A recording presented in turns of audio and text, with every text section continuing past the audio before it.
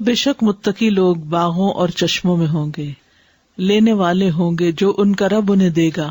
یقیناً وہ اس سے پہلے نیکی کرنے والے تھے، وہ رات کے بہت تھوڑے حصے میں سوتے تھے اور رات کی آخری گھڑیوں میں وہ بخشش مانگتے تھے، سحری کے وقت استغفار کرتے تھے۔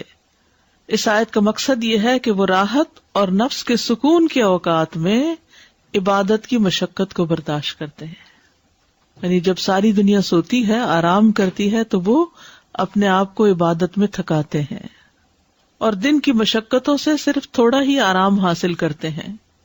حسن بصری کہتے ہیں انہوں نے رات کے قیام کی تکلیف کو برداشت کیا اور وہ قیام کرنے کے لیے رات کو تھوڑا ہی سوتے ہیں، یعنی تھوڑا سا سوتے ہیں پھر کھڑے ہو کر عبادت کرنا شروع کر دیتے ہیں۔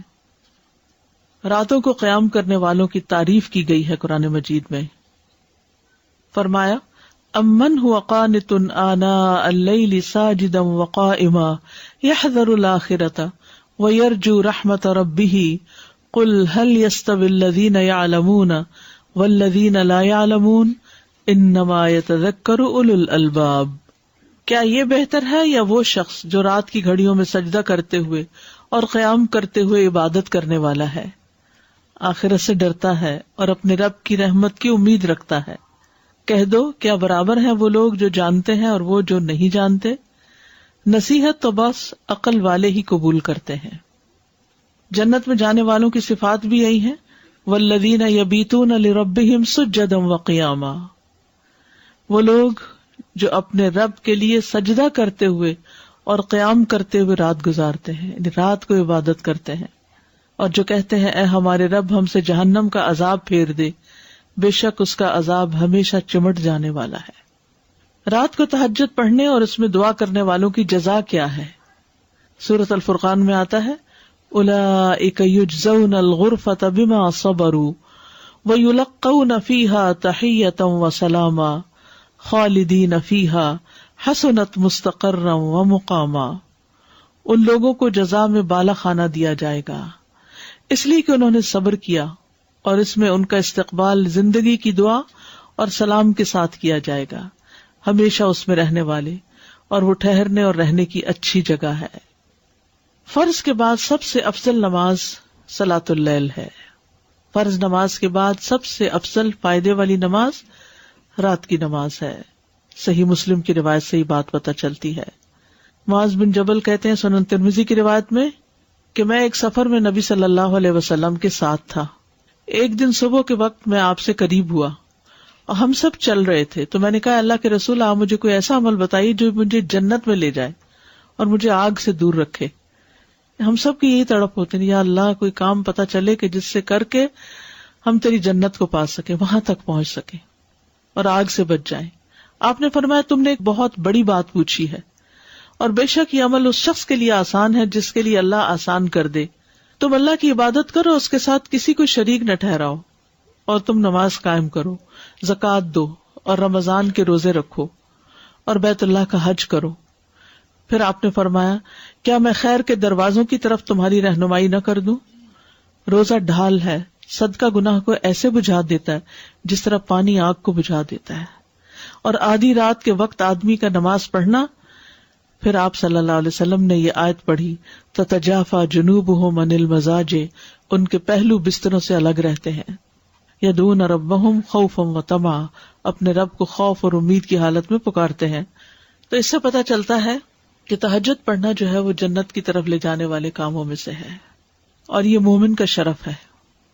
نبی صلی اللہ علیہ وسلم نے فرمایا جبریل میرے پاس آئے اور کہا اے محمد صلی اللہ علیہ وسلم جیسے چاہے زندگی گزارے، بالآخر مرنا تو ہے، جس کو چاہے اپنا محبوب بنا لے، بالآخر جدا تو ہونا ہے، جیسے چاہے عمل کریں، بالآخر اس کا بدلہ تو ملنا ہے، اور جان لے کہ مومن کا شرف یعنی عزت قیام اللیل میں ہے، اور اس کی عزت لوگوں سے بے پرواہ ہو جانے میں ہے، یعنی لوگوں کی باتوں کی پرواہ نہ کرے، اس میں اس کی عزت ہے۔ یعنی اللہ کی نگاہ میں کون معزز ہے، کب معزز ہوتا ہے؟ جب رات کو نماز پڑھے۔ اور لوگوں کی نگاہ میں معزز کون ہوتا ہے؟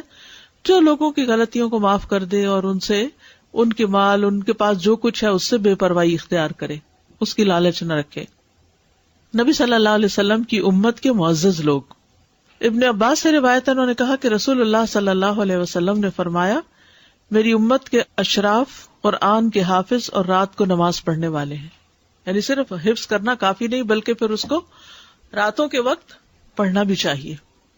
قابل رشک انسان وہ ہے جو قرآن پڑھتا ہے اور رات کو قیام کرتا ہے. اس کے پہلو میں ایک شخص ہوتا ہے جو قرآن نہیں جانتا، پس وہ اس قیام کرنے اور اسے جو اللہ نے قرآن میں سکھایا اس پہ رشک کرتا ہے اور کہتا ہے اگر اللہ مجھے بھی ایسا علم دے تو میں بھی اس کی طرح قیام کروں. یعنی ایک شخص خود حافظ نہیں لیکن کسی کو دیکھتا ہے تو رشک کرتا ہے یا اللہ میں بھی حافظ ہوتا تو میں بھی اس کی طرح قرآن پڑھتا. کیونکہ رشک کا جذبہ انسان کے اندر ہے، تو بجائے اس کے کہ ایسی چیزوں میں رشک کرے جو دنیا سے متعلق ہے، جو فانی ہے، ہاتھ سے جانے والی ہے، کیوں نہ رشک کرے انسان نیکی کے کاموں پر کہ جو ہمیشہ ہمیشہ کے لیے فائدہ دینے والے ہیں. انبیاء کا اخلاق. فضیل بن عیاض کہتے ہیں، کہا جاتا تھا کہ انبیاء اور چنے ہوئے نیک اور پاکیزہ دلوں کے حامل لوگوں کے 3 اخلاق ہوتے تھے. نمبر 1 بردباری، برداشت کر جانا، یعنی لوگوں کی بڑی بڑی باتیں سن کر غصہ نہ کرنا یا بہت زیادہ ریئیکشنری نہ ہونا. نمبر 2 اللہ کی بارگاہ میں رجوع کرنا، منیب اواب، ہر چیز میں اللہ سے مدد مانگنا. اور تیسرے قیام اللیل میں سے کچھ حصہ. تو یاد رکھیے کہ اگر کوئی شخص دوبارہ نہیں اٹھ سکتا تو کیا کرے؟ رات کو پڑھ کر ہی سو جائے کچھ. پھر تہجد رب کے قرب کا ذریعہ اور برائیوں کا کفارہ ہے. ابو امامہ رضی اللہ عنہ سے مروی ہے، وہ رسول اللہ صلی اللہ علیہ وسلم سے روایت کرتے ہیں کہ آپ نے فرمایا، رات کا قیام لازم پکڑو، بس بے شک وہ تم سے پہلے کے نیک لوگوں کا طریقہ ہے، تمہارے رب کے قرب کا ذریعہ، برائیوں کا کفارہ اور گناہوں سے رکاوٹ ہے. ایسے شخص سے اللہ خوش ہوتا ہے. رسول اللہ صلی اللہ علیہ وسلم نے فرمایا، ہمارے رب عز و جل کو 2 طرح کے آدمیوں پر بہت تعجب ہوتا ہے. ایک وہ جو اپنے بستر اور اپنے لحاف، اپنے اہل خانہ اور محلہ کو چھوڑ کر اپنی نماز ادا کرنے نکلتا ہے، خاص طور پر آج کل جو لوگ فجر میں مسجد جاتے ہیں، اللہ کے پسندیدہ لوگ. تو ہمارا رب فرماتا ہے، میرے فرشتوں اس بندے کو دیکھو جو اپنے بستر، اپنے لحاف، اپنے محلے اور اپنے اہل خانہ کو چھوڑ کر اپنی نماز کی طرف آیا ہے، میرے پاس موجود نعمتوں کی رغبت میں اور میرے ہاں موجود سزا کے خوف سے. ایسا ہی شخص تقوی والا ہے کہ جو اپنی نیند بھی چھوڑے، اپنا بستر بھی چھوڑے، گھر بھی چھوڑے، اپنا علاقہ بھی چھوڑے، مسجد دور ہے وہاں جائے اور پھر نماز پڑھ کر گھر آئے. کیوں جائے؟ جب سب لوگ اس وقت آرام کر رہے ہوں، اس جزا کے لیے جو اللہ کے پاس ہے اور اس سزا سے بچنے کے لیے جو اللہ کے پاس ہے. نبی صلی اللہ علیہ وسلم نے فرمایا، اللہ عز و جل 3 قسم کے آدمیوں سے محبت کرتا ہے اور ان پر ہنستا ہے اور ان سے خوش ہوتا ہے. ان میں سے ایک وہ جس کی بیوی خوبصورت ہو اور اس کے پاس بہترین نرم بستر ہو، لیکن وہ قیام کرنے کے لیے رات کو کھڑا ہو جاتا ہو.